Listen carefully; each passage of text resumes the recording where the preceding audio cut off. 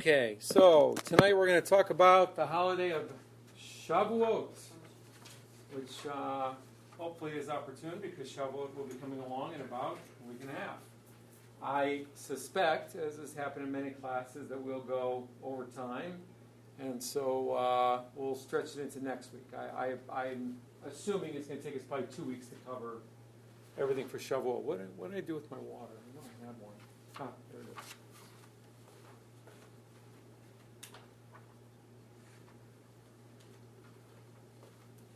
Okay, I want to try and cover 3 concepts related to Shavuot that are all kind of interrelated, and you'll understand why I'm using the board in a minute.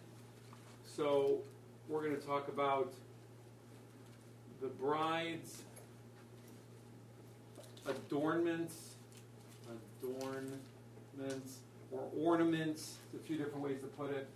We're going to talk about how the night of Shavuot is a marriage. Actually, the morning of Shavuot is a marriage. And we're going to talk about staying up all night.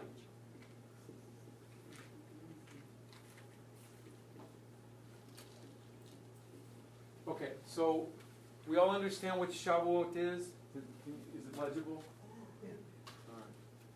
So Shavuot, we are 50 days past the Exodus from Egypt when we get to Shavuot. So we have the first night of Shavuot of Pesach, which is when we have the Yetziat Mitzrayim, the Exodus from Egypt. The following night, we start counting the Omer. We count 49 days from the Omer, and then, as it says in the Torah, we celebrate the Festival of Weeks, which is Shavuot.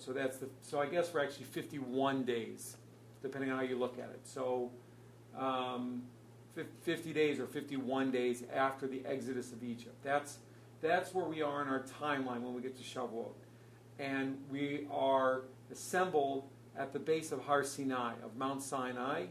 And in the evening before, we were basically told that we're going to be receiving the Torah the following morning. So that's where we are when we enter Shavuot. We enter Shavuot with the idea that tomorrow morning or the following morning, we're going to be receiving Matan Torah, the gift of the Torah, the giving of the Torah. Okay, so that's where we are in our historical timeline. And from a religious or observance perspective, the way we'd see it is that each year is not just another year moving forward. It is. We are 1 year later than we were earlier. I want to interrupt and tell you all you're beautiful people. Oh. That's you don't want to hang around for the Esses Firot and the Zeran. I do, but that's freaking me out, man. Yeah. That's a little. We'll talk. Rachel had some ideas, so we'll talk about it. Okay. All right. Thank you, Rabbi. Good night. So what day are we on now? 40? We literally just counted 41. 41. Right. So tonight's 42. No, today's 41. We counted 41. Yeah. And so, roughly in 12 days, Motzei Shabbat, on Saturday evening, a week from this Saturday evening is when we will celebrate the holiday of Shavuot. Okay? Yeah, so we got, I guess, depending on how you look at it, we got 11 days, 9, 10 days, depending on, like I said, how you look at it. 9 days. Whatever. Yeah. Close enough, right. Okay, so that's where we are in our development process. We are preparing to receive the gift of the Torah after 7 weeks after having left Egypt. We talked a little bit over the last couple of classes. Why 7 weeks? Why did we have to count 49 days?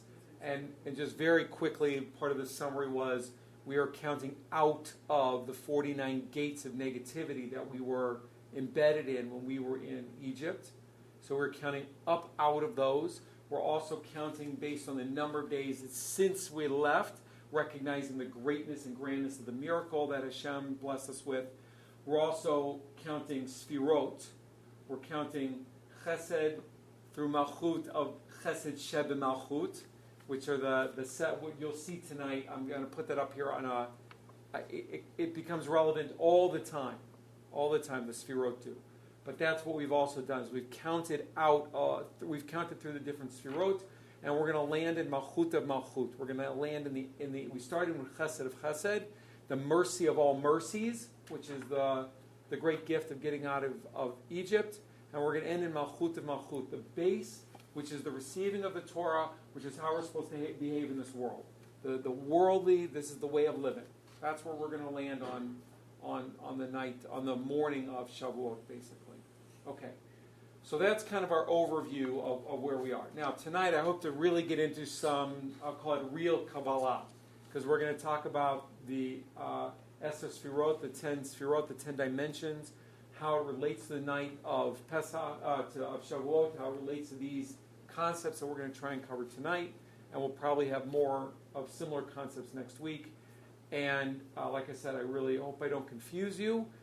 And really what I want to focus on, and the reason why I put these three things up here, is because I hope that you'll have these three concepts in mind on the evening of Shavuot.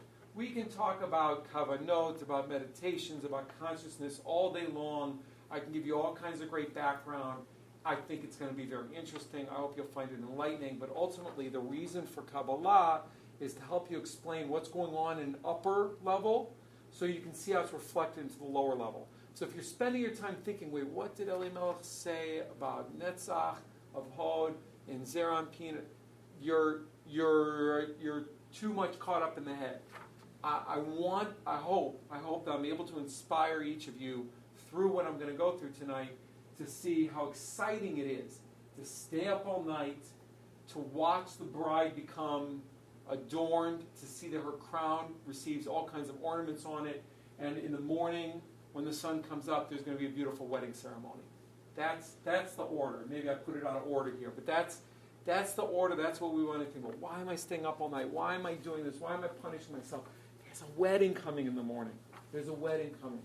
The bride and the groom are getting ready for us as their guests to come and receive all the glory that they're gonna be shining in. Okay, so that's what I hope to inspire you with. Okay, so what's the point of this whole idea? What are we really preparing for here? All right. So the way it works is on the morning of Shavuot, the morning that the Israelites were set to receive the Torah, they were still asleep. Somebody forgot to set the alarm, or somebody had snoozed too many times, and they were still asleep. So one of the reasons why we push ourselves to stay awake all night is because we are basically correcting for the laziness. I don't want to call it a sin, but it was laziness. It was kind of insulting, so to speak, to Hashem and to the Torah, and to what they knew was coming to them.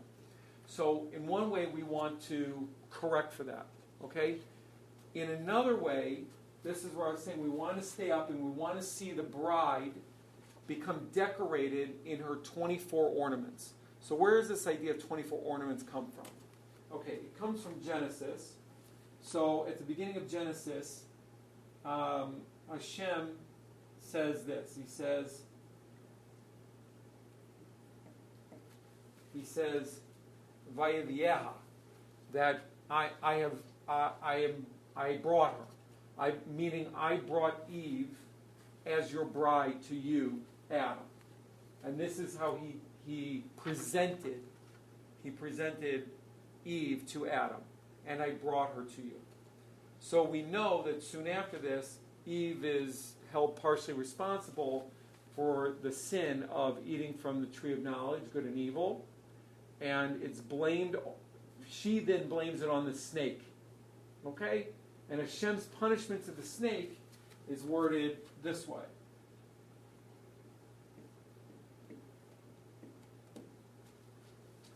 Ve'eva.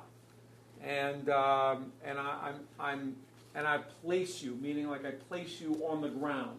I'm cursing you with being placed on the ground then it goes on to say something like that that they will step on your head and you will bite them at their heels, something like that. So the numerical value of this is 6, 10, 2, 1, 5. So it's not very good, but 10. So we get 11, 12, 10, 21, 24, right?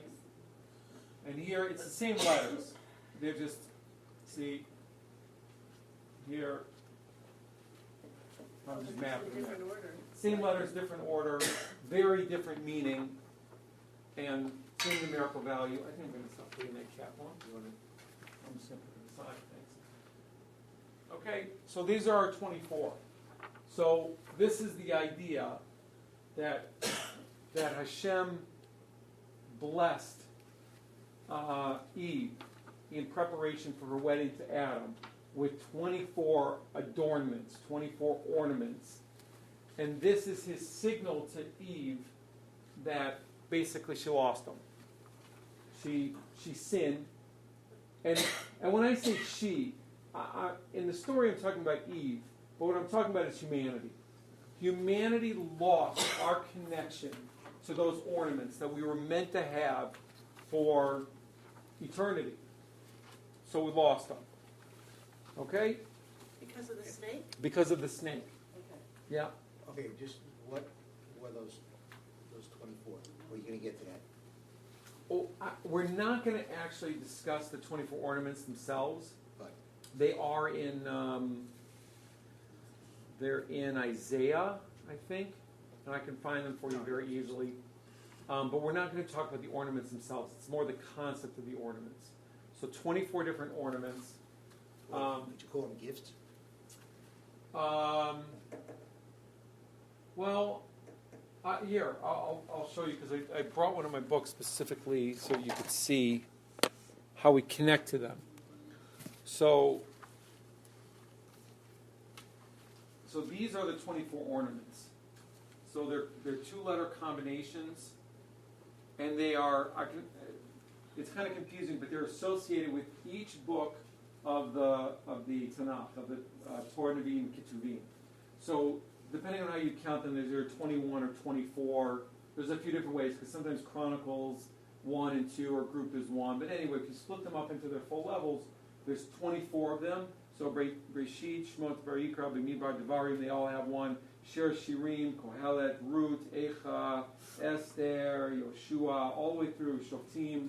It keeps on going all the way through. And there are 24 different adornments. So this is what we meditate on when we think of them. And if we really follow the Tikkun, it's called the Tikkun Leil Shabbat, the correction of the Tikkun Leil Shavuot, the correction of the night of Shavuot. That traditionally, what would be done is different sections from each one of these books would be read. So the most common thing to do would be to read the first few psukim, the first few sentences, and the last few sentences of each book, of each of the 24 books, through the night. And at the end of each one, it's actually, I think the adornments are the first and the last letter of the second word of the last pasuk of each book. It doesn't matter. It doesn't matter. It doesn't matter. I'm just saying they are in there. That's the code, right? Yes. There's a code that's connecting us to each book. Okay? So that's what we're getting back to. The bottom line is that when we got the Torah, the whole Torah, so when I say the Torah, I'm talking about the Tanakh. Okay? The Torah, the Nevi'im, the Ketuvim, the 5 books of Moses, the writings of the prophets, and the other writings. So all that together, that also equals 24 books. Okay? And again, I can show you where that is, how the 24 is counted. Because depending on what Chumash you're looking at, you might actually see 24. It might look like 21 or 20, depending on how it's counted. But there are 24 if you split them out in their full way. Okay, so when we read each one of those sections, which is what we received on the night of Shavuot, we received everything, even though much of it wasn't written until later. Okay, we received all the energy, all the knowledge, all the prophecies that were written later in the Nevi'im. We received it all on the night of Shavuot. Okay? And we are reconnecting, so to speak, the ornaments to the bride's crown in our receiving of that. So that's what we're doing. Okay? And when we do that, we're also kind of meditating ourselves as being the bride. We're thinking about the idea. We are Israel. We are the original bride. We are the ones who are going to receive the Torah. So the Torah was basically the groom. Bnei Israel, the Israelites, were the bride. And we were supposed to be wed together with the Torah. That was the idea. So when we go through this process and we think about the idea, okay, everything I'm studying during the night. So we don't read the Torah here. We don't read different sections. Some places in town probably do. We don't. We study. So when we study, we're thinking about the same things. And again, that's the takeaway from this first section here. When we study, we're thinking, okay, as I complete each portion of the study, as I think about the receiving of the Torah, I'm thinking about the beauty, literally, of a bride's crown or tiara or whatever you want to think of, being decorated and receiving adornments and ornaments from each level. Each part I dig deeper and deeper, and then we're going to be, and we are that bride. So we're the ones who are going to be putting this beautiful tiara on in the morning and getting married. So we are doing it as individuals, and we're doing it on behalf of all Bnei Israel. So we're thinking of it, or all Klal Yisrael. We're doing it individually and communally all at the same time. So one more time, the takeaway from point number one is that we are we're placing ornaments for the crown. Okay? Which is actually receiving the Torah. Right. That's the overnight process of preparing for receiving the Torah. Okay? That's the overnight process. All right.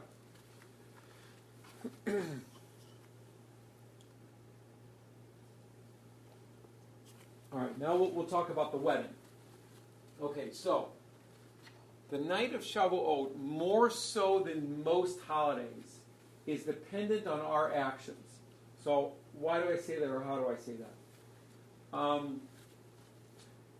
So if you look at a holiday like Pesach, okay, the full opportunity of Pesach is available to you on the night of Pesach, whether you eat matzah or you don't eat matzah, whether you have maror or you don't have maror. It's coming. If you don't do those things, you miss out. It's your loss. That's really what it is. It's your loss. Shabbat is similar. The truth is, Shabbat is a gift to you. It's actually, when we say the Kiddush, we actually say that, I gave you Shabbat. Not I burdened you with Shabbat. I gave you Shabbat. I gave you Shabbat as a gift. You don't want it? That's your problem. I'm giving you a gift. No return policy. Okay? Shavuot is a little bit different. Okay? If you don't prepare for a wedding, nobody's getting married. That's what's going to happen. It's not a situation where the wedding is going to go forward no matter what. If you forgot to tell the rabbi that you're getting married, if you forgot to, let somebody know to get a dress and to assemble a minyan and all these things, there's no wedding that's going to happen. You're out of luck. And that is a more accurate way to look at Shavuot in comparison to the other holidays. And that's why we see it as a marriage, as a wedding ceremony. If you do not prepare yourself, and really the preparation started 41 days ago. The preparation, and it explains this in the Zohar. It talks about counting the 49 days up to Shavuot, and those that do will be prepared for the receiving of the Torah. I believe it says will be purified for receiving the Torah, for the receiving the gift of the Torah. So really this preparation process started 41 days ago. It'll finish on the 49th day, and on the 50th day we'll receive the Torah. All right? If we didn't do that work, there's no wedding. I mean, that's the idea that we want to get forward. And if we don't finish the work on the night of Shavuot, there's kind of no wedding in the morning. I'm not saying we won't receive the Torah, but the way in which we receive the Torah is dependent on our individual and collective actions. Okay. What are we supposed to be doing? Yeah, exactly. Literally, what are we doing? No, what are we, as you say, we're preparing. Right. Now, So, what so, exactly so are the they main, counting the Omer? that's the main preparation we've done so far, okay? So, and I'll try and give you a little bit of additional wisdom that helps you see why that is almost all we need to do. Okay, so we've talked about this structure of the tree of life, and we've talked about putting it up here a few other times, but we never really got to it. So I'm going to try and, it becomes, again, very relevant here. All right, hopefully I got 10. 1, 2, 3, 4, 5, 6, 7, 8, 9, 10. Right. So this is the level of Keter. This is the crown.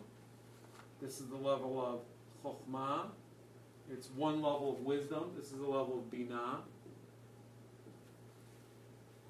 This is the level of Chesed, mercy. This is Gevurah. This is Tiferet. This is Netzach, Hod, Yisod, and Malchut. Certainly not expecting you to be able to read my handwriting, but not even necessarily to remember that. So you'll see the structure a few different ways. Normally it looks something like this.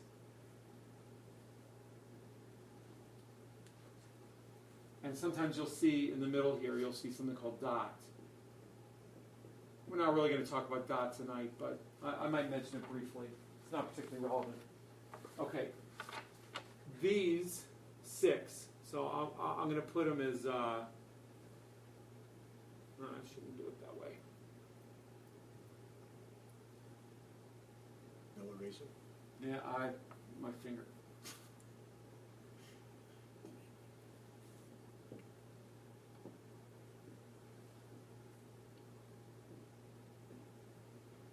Okay, so 4 through 9 go by another name. They go by the name Zer Anpin. Okay, sometimes you'll see it just abbreviated ZA. Zer Anpin. Okay, you'll also see Chokhmah referred to as Abba, meaning father. You'll see, right, Bina referred to as Ima, meaning mother. You'll see all of Zer Anpin sometimes referred to as a son, or you'll just see it called male. And Malchut can also be called Nukva, or female. Okay? So there's an overview. So here's what's going to happen. Okay? Nukva, as the female, is the bride. Okay? Nukva is the bride. So Nukva needs to prepare herself during the night for her wedding ceremony in the morning. So in the morning, Nukva is going to go to the mikvah. Nukva to the mikvah. Is this on the final exam, Yeah. by the way? Nukva is going to go to the mikvah. Mikvah always represents purification, always. Whether you're referring to mikvah as something spiritual or something actually physical, immersion in water is always an act of purification. Okay? So we'll say it this way. The bride is preparing to immerse herself in the water of purification in the morning. Is that a nice English way to put it? Right. Okay, great. So, I think it the other way. the waters of purification, which is also talked about in the Zohar as flowing from a certain river, those waters of purification are the 50th gate. So we've counted the previous 49 gates, moving up to the level of holiness, moving up to the 50th gate, and the 50th gate actually represents things like immortality. It represents total oneness and consciousness with Hashem. It represents all these different levels, and that's what we're moving towards. That's what Matan Torah was supposed to be. Matan Torah was supposed to be the ultimate revelation. The tikkun process was more or less supposed to end right there, and that should have been it. We were asleep when the time came. but we should have been awake, and that should have been more or less the end of the process. It would have been the culmination of all the work that we did getting out of Egypt. But what it ends up being now for us, in thinking about it in the night, is we're getting ready for the wedding, where the bride is going to go to the waters of purification. She's going to immerse herself, and she's going to become pure in order for the wedding to continue. Those are the final preparations. So that's what we're thinking about. We are staying up all night, and we're going to get to more about this staying up all night in a few minutes. But we're staying up all night in purification, in preparation for the marriage, because the last stage of the preparation for the marriage is the immersion in the mikveh, which is the final purification, and that's our level. We want to be pure for the giving of the Torah in the morning. Okay? So is the marriage the female after she's purified and the Torah? Is that what we're shooting for? All right. So say it again, because I want to make sure because I have one more point that I was going to make, because I thought it was related to the female is going to receive something. Right. And what she's going to receive is the Torah. That's right. She's going to receive the Torah. That's the marriage. And that's right. And we are that bride. Again, coming back to the idea of the ornaments, we are that bride. We are the ones who are going to receive the Torah. Or you can look at the next level up. Hashem is the groom. Right? Hashem is the groom, and his female counterpart, which again is us, are the bride. And we're going to be joining in this wedding together with Hashem, together with the Torah, together with that male aspect. So that's what's happening in the morning. Okay, and that's where we want to get ourselves. So some additional secrets that are revealed in the Torah related to this comes from the idea of the sacrifices that are offered on Shavuot. So during the normal course, every single day, the Torah says that an unblemished, whatever the offering is, an unblemished, this kind of animal or that kind of animal is offered. On certain days, you get a different offering, the Musaf offering. So on Shabbat and on certain holidays, the new moon, you get a Musaf offering. And that offering is a higher level offering. So you get the regular offering, and you get an offering above the regular offering. On holidays, on real big Chagim, you get an offering that's above the above offering. Okay? Again, we don't have to get into the details and complexities of it, but it keeps on emphasizing the same idea of unblemished, and you shall bring an unblemished animal, and you shall sacrifice an unblemished animal. When we get to the holiday of weeks, when we get to Shavuot, unblemished is not at the beginning. Unblemished is at the end. It's a very odd phrasing. It's almost like what they call a prepositional phrase, where you start saying it, and you shall, comma, bring an animal, it's just stuck in the middle, and then it says, and unblemished it shall be. So that's alluding to this idea that it doesn't start off unblemished, meaning it doesn't start off perfect. The animals that we bring for all these other sacrifices, they need to be perfect, according to the way that the Torah describes what a perfect animal is. That's not the case of the offering on Shavuot morning. The case of the extra offer of Shavuot morning is next to the above the regular offering. It's not above the above.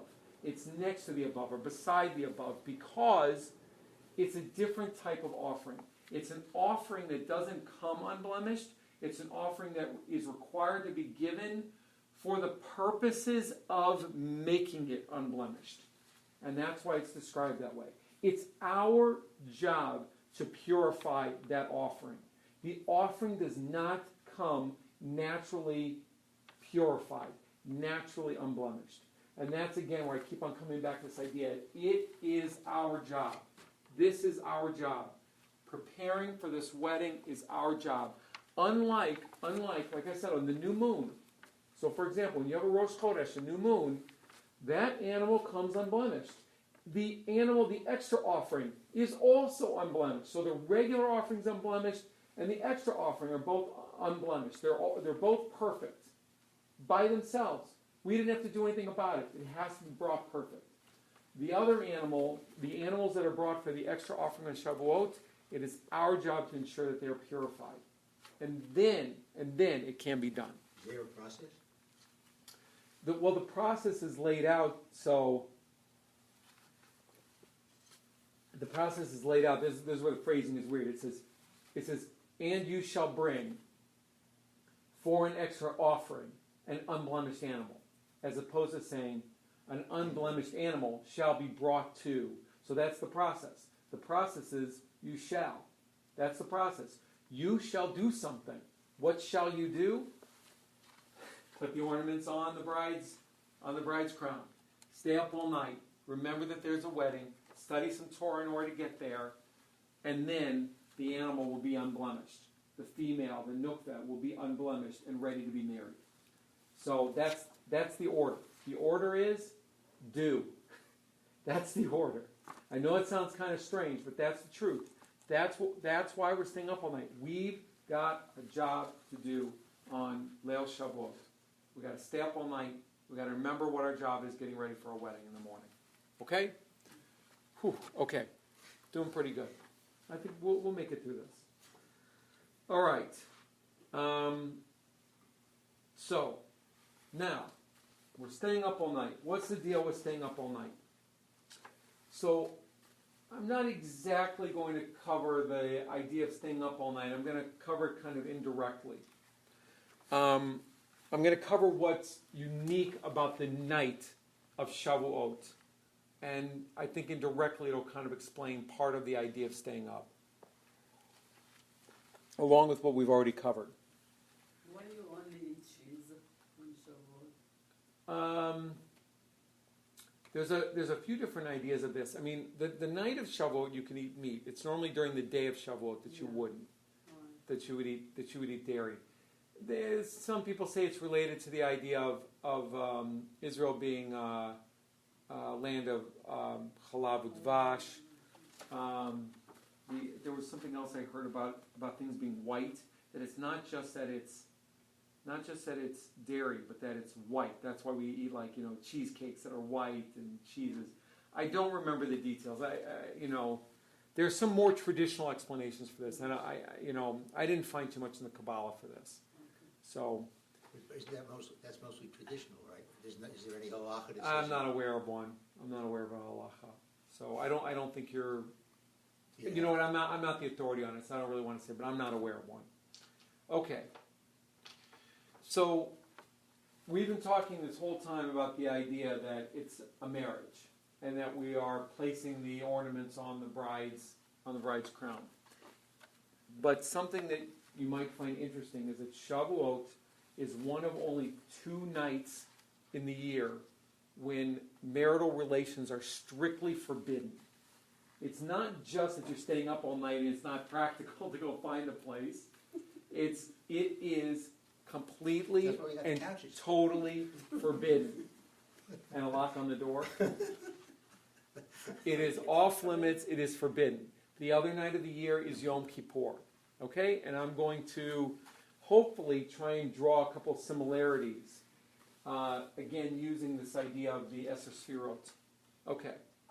So, normally, so I shouldn't say normally, but the recommendation for the highest elevation of marital relations is when the energy flows from Abba, supernal Abba, from the highest levels of the fatherly figure, the level of Chokhmah, flows through Ze'er Anpin to the Nukva. Okay, that's the ideal relationship. Okay, that is really mainly available on the night of Shabbat. Every Shabbat, except for if there's a holiday that conflicts with it. Every Shabbat. There are other times when you're closer to that, but that's the time when you are the closest to it, guaranteeing that. And I'm not going to go into details about why. I'm not sure I even remember them right now. But Shabbat is about the energy. The night of Shabbat is about the energy coming from Abba. So why do we want the energy to come from Abba? So the I guess we'll say converse way of looking at this is that marital relations have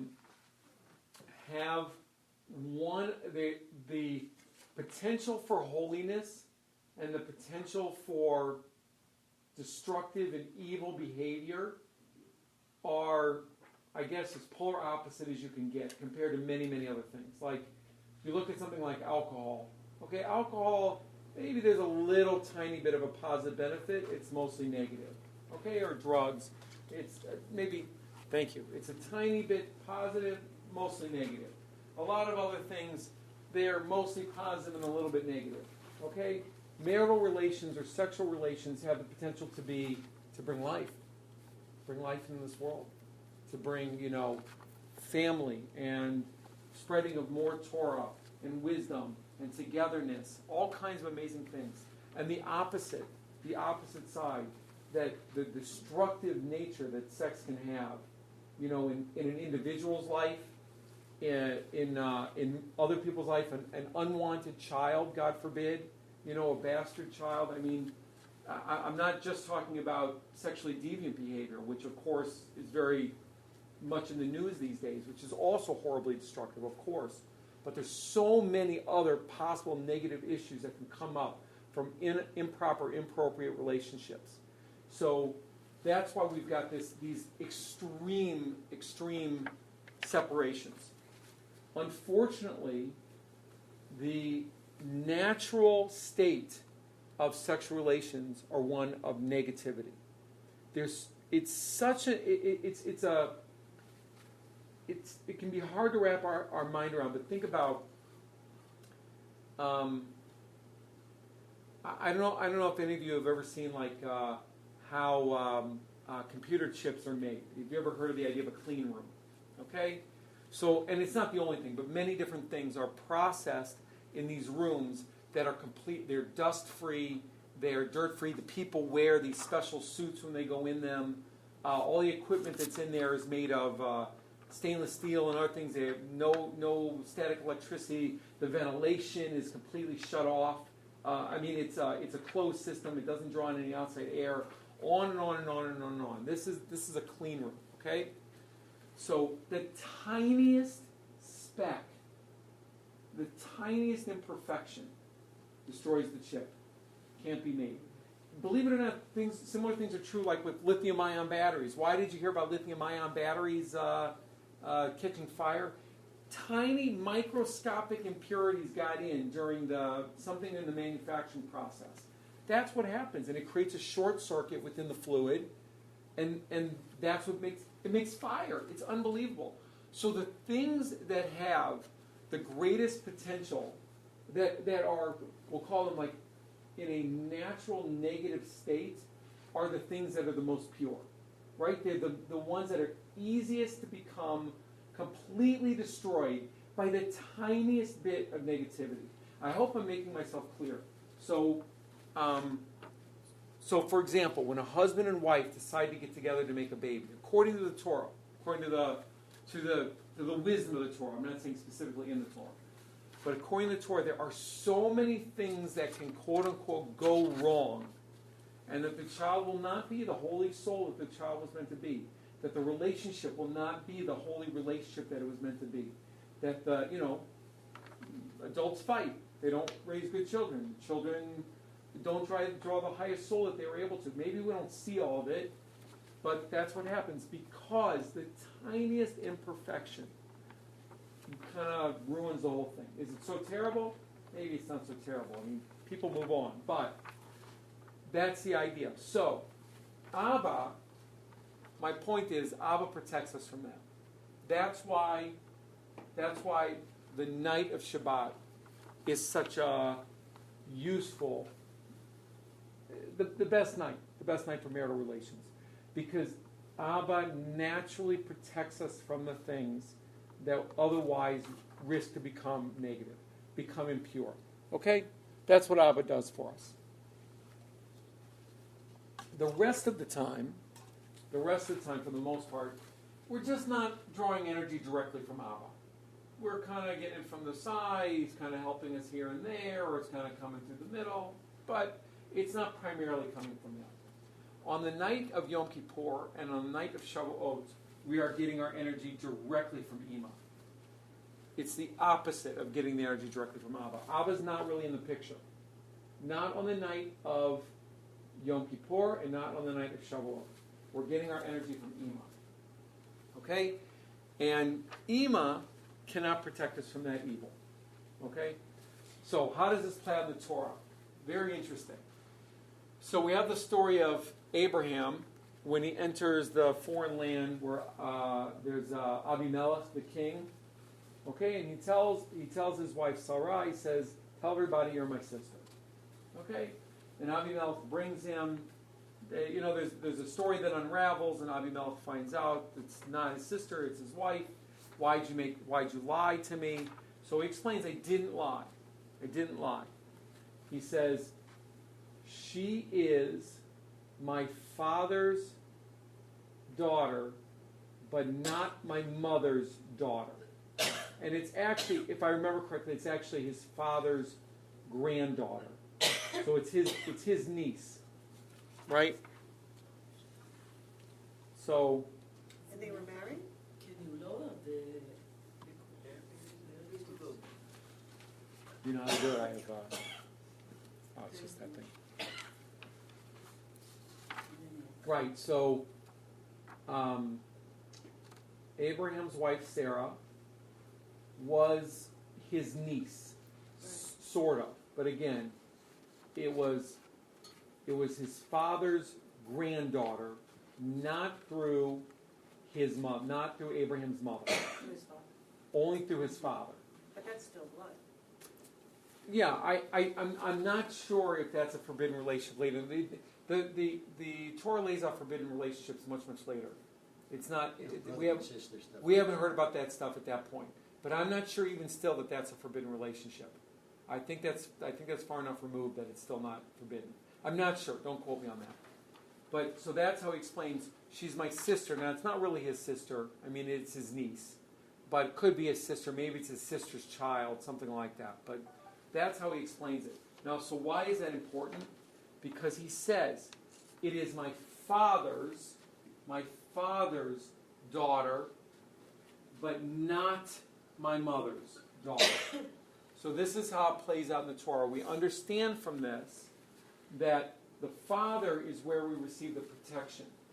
Okay? And the mother is kind of left out of the picture when we're talking about a true marriage. The son, as I explained over here, is Zeir Anpin. Abba and Ima's son. Abba and Ima's son is Zeir Anpin. And Abba and Ima's daughter, which is kind of another level down, is Nukva. Okay?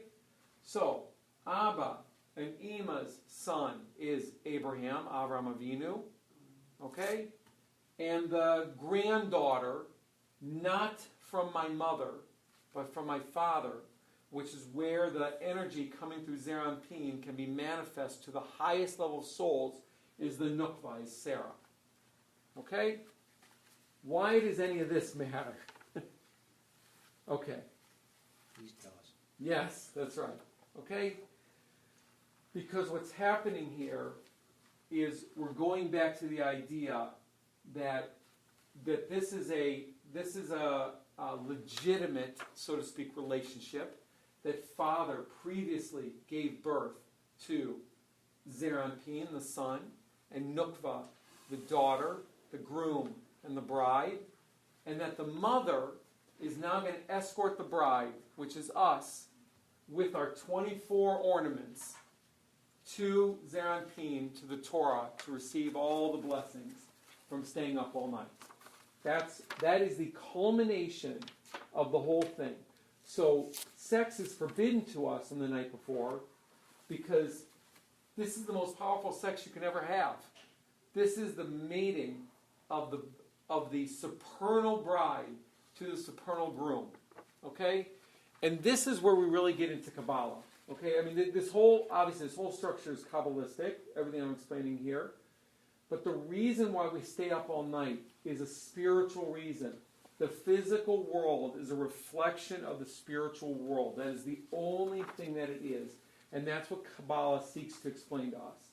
Kabbalah seeks to explain what is going on in the upper world. So in the upper world, Av Ima is going to prepare the bride, put on her crown with the 24 ornaments, and bring Nukva to Zeranpin for the ultimate, for the mating.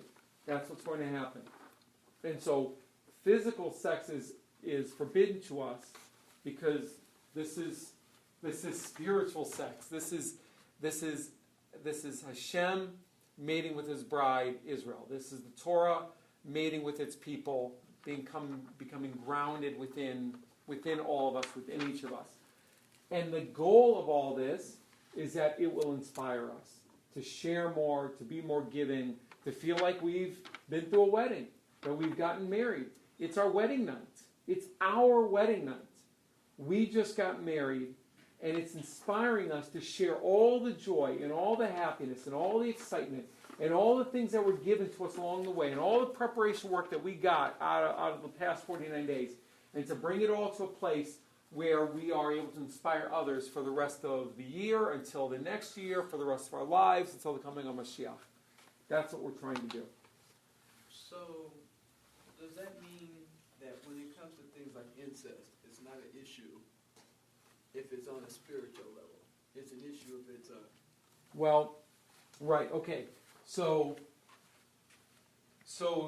the reason why incest might be an issue, and again, I don't remember the different relationships in the Torah that are considered incest. What the Torah considers incest and what we in a modern day society consider incest are quite different. I'm quite certain that the Torah allows many relationships that we would consider probably incestual, okay? But the reason why it forbids them is because this is what's happening in the upper worlds. Okay, not necessarily this. Here we're talking about Shavuot. But it's the relationship that the 10 dimensions have with each other, and the relationship that they have with Abba and with Ima. It's that relationship, the relationship that Nukva, the female, has with Zeranpin, the male. It's that relationship that happens in the spiritual world that tells us what is and is not permitted in the physical world. Okay? So, and so just for example, okay, and this is not by any means a political commentary or anything like that. You'll understand where I'm coming from. So when we read something in the Torah, for example, about the idea that relationships between a man and another man are, and I think in the words of the Chumash, they're an abomination. Okay? So that is not a judgment for us to place onto somebody else. To say, hey, you're not allowed. The Bible says you're not allowed to be with this other guy. It's an abomination to Hashem. That's not our judgment. That's Hashem explaining to us, this is the structure. There is a structure in the upper world of how the female energy, not necessarily women, but the female energy, and the male energy, not necessarily men, but the male energy, are designed to go together.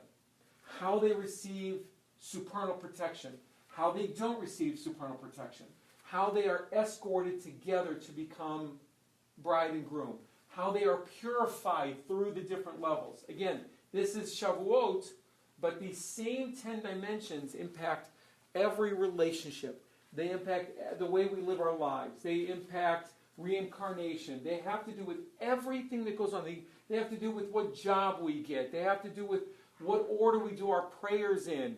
They have to do with how the structure of the day goes from night to day back to night again. It's all there. It's all in these 10 dimensions. So it's not for us to judge that a man and a man having a relationship. You know, I've heard people say, Kabbalah doesn't say anything about, whether a man can have a relationship with another man. And in some ways that's kind of true, because Kabbalah is explaining the structure of the spiritual world. How that's reflected into the physical world is the manifestation of what's going on here. It is not our judgment. We have no way of looking at the physical world and saying, aha, that's what it's talking about. It's talking about you, this man, and you, that other man. Isn't the Torah talking about that? The Torah is talking about the structure of the spiritual world. It's our job to understand how it reflects that. Well, that's like all these things that we were talking about before. So when the Torah talks about an unblemished animal, is it talking about a spiritually unblemished animal, or is it talking about a physically unblemished animal? It's talking about both at the same time. So we're supposed to understand both the spiritual message from it, and we're supposed to understand the physical manifestation of it. Okay, the Torah explains to us how it is that you're supposed to prepare an unblemished animal for an offering. They're both true at the same time. So the same thing would be true of something like this, What is the Torah talking about when it says a relationship between a man and a man? Is it talking about between a man and a man? Yes. But what's it really talking about?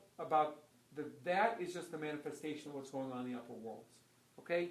So it's not for us to judge each other and say, oh, you are forbidden to be with you, this other person. That's not for us. All we can do is explain the structure. This is the way the world works. And the world works this way because of the arrangements in the spiritual world. Yeah, But does, gays aren't allowed in the shul, are they? Oh, I don't know. I'm not sure that I would ever... we have gays that come to shul. there are gays that come. Yeah, I don't think anybody's ever But turned isn't- somebody down because of that. Isn't the Torah like explaining the rules? And that's I mean, it's based on that's this, right. but And that's what I'm saying from a Kabbalistic perspective. So if somebody were to say to you, well, Kabbalah doesn't say one way or another about any of this stuff. Well, that's kind of true because Kabbalah is talking about the spiritual world. Okay? The Torah is talking about the physical world. Right. The Torah has more of, it's kind of tachlis. It's, It's got the rules. yeah, here's how you understand it. There's many different ways to manifest that too. I mean, that's why we've got different versions of even the 613 mitzvot. Right. But they're all very, very similar to each other. And I think we can agree there's nowhere in the Torah that says this type of relationship is permitted. That's not what it's saying. And again, I don't want to get... This is just kind of an easy example. Right. A difficult to talk about but easy example to say, if you look at the structure and you understand how male and female interact, how male prepares female in different ways, how they're meant to be together. And again, we're not even scratching the surface. This is one tiny subject of one tiny area in a broad, I told you, structure that explains everything about the whole world and the way it all interacts. You can begin to see why the Torah is telling us these things because that's how the world was created. That's why it's telling us these things. Hashem is trying to explain to us. Gravity doesn't exist because this physical body weighs this amount and that physical body weighs that amount and they attract each other with this certain force, the way physics explained it. It exists that way because that's how it is in the spiritual world. That's why it exists that way. Gravity exists in the way that it exists because that's how it was created in the spiritual world. I can't say how that's explained here, but I'm just saying everything we see in the physical world is a reflection of how the entire world was created in the spiritual sense. That's what it is. Isn't that what the Zohar tries to explain? Yes, it's exactly what the Zohar is trying to explain. That's exactly what the wisdom of Kabbalah is trying to explain. And maybe we can just conclude briefly by reading a little bit from the Zohar about some of these concepts, what's related to this. Okay, so it says, we learned that one should study the night of Shavuot, the oral Torah, which is Malchut, so that Malchut and Yisrael, her children, will be purified together by the flowing of the deep river, namely from Binah. So this is talking again about this idea, the deep river. Whenever we hear about water, we're always talking about purification. So we'll be purified together by the flowing of the deep river, namely from Binah, meaning being escorted by the supernal Ima, by Binah. And after that, during the day on Shavuot, the written Torah, which is Ze'er Anpin, we talked about this, the written Torah is the male aspect, will come and join it, Malchut. So Malchut, which is Nukta, which is the bride, which is female, so they will be together, united as one above. A proclamation then resounds concerning him, saying, quote, "As for me, this is my covenant with them, says Hashem, my spirit that is upon you, and my words which I have put in your mouth." That's from Yeshaya, it says. So they're explaining how Hashem, how Ima brought the bride to be purified in the waters so that she could be brought to the Torah, and Hashem could basically declare them as married. The Torah married to Bnei Israel, to the bride. Therefore the pious in ancient times did not sleep that night, but were studying the Torah, saying, "Let us come and receive this holy inheritance for us and our children in both worlds." So that's where I was explaining that the whole point of this whole thing, the whole staying up all night, getting ready for the marriage, is to inspire us. It's to inspire us to do more in the name of Torah, and in our children, and in both worlds. And that night, the congregation of Israel is an adornment over them. This is the crown that Israel wears. And she comes to unite with the king. Both decorate the heads of those who merit this. So the bride comes with her adornments, and if we stay up all night, we get the same crown. Both decorate the heads of those who merit this. So we become decorated as, I guess you could say, kind of the bridesmaids. We get to wear if we do the job of making sure the bride receives her adornments, then we also receive the adornments. Rabbi Shimon said the following when the friends gathered with him that night: "Let us come and prepare the jewels of the bride." These are the adornments, the jewels. "Namely, draw mochin upon malchut, so that tomorrow she will be bejeweled." So her crown will be full and properly ready for the king. Happy is the portion of the friends when the king will ask the queen who prepared her jewels, illuminated her crowns, and put on her adornments. No one in the world knows how they have fixed the adornments of the bride, save the friends. Happy is their portion in this world and in the world to come. And I think that's a good place to stop. Would you think that during the 49 days that we should do more than just count the Omer? Well, Because that's really the only thing we do. Yeah. And that's a 10-second process. This is the kind of stuff that I recommend you do for Shavuot. I recommend you read about Shavuot. I recommend that you read about the giving of the Torah, that you read the stories in the Talmud about the giving of the Torah, if you can. I mean, even just on the surface. I'm not really sure what else exactly there would be to do specifically. The real preparation work for Shavuot is the counting of the Omer in preparation for the 50th night when we stay up all night. That's what it's for. So there's always more we can do. There's always more we can study. There's always more we can learn. But that whole learning process is just to connect us to these ideas that we talked about. That we're making the effort because we're putting the jewels on the bride's crown so we can get married in the morning. So that we as individuals and that we as collectively will receive the Torah in its greatest glory and be inspired to share it with others. That's it. That's the whole message. That's what everything that I put here, that's how it all sums up. And that's all you really need to think about. Don't worry about what was the count and how the 24 and where did the crowns come from and what are those numbers and what. This is only to inspire you to feel like you're making the effort for a worthwhile cause, for the highest cause. And that you'll feel that elevation when the morning comes. And you'll feel purified. Because, we don't have a mikvah here. We're not going to go dunk in the water. I don't think we're going to head over to the lakes and jump in. So we can get a hose. Yeah, we can try that. So hopefully you'll feel that sense of purification. Thank you. Thank you. All right. Thank you. You want to put this thing back on here?